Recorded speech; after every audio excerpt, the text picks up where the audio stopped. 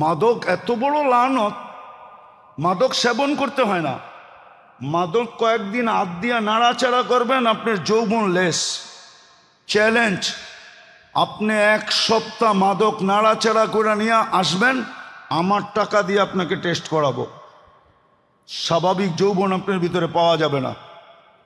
Challenge আমার সাথে, মসজিদে বসা। মাদক যে নাড়াচাড়া করে ওরও যৌবন লেস, মাদক যে বহন করে ওরও লেস, মাদকের যে ব্যবসা করে ওরও লেস,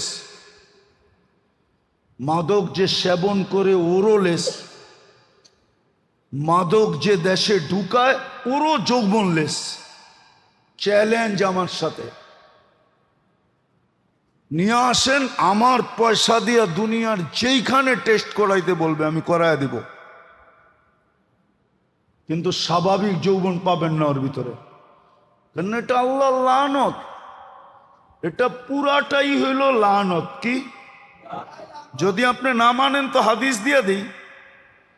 হাজিরা যখন আরাফার থেকে মুজদালিফায় আসে পায়ে হাইটা, তখন আল্লাহর রসুল একটা জায়গা নির্ধারিত আছে, ওয়াদি মুহাসসার, ওইখানে আসলে দ্রুত হাঁটতে হয়, দৌড়ে পার হয়ে যেতে হয়।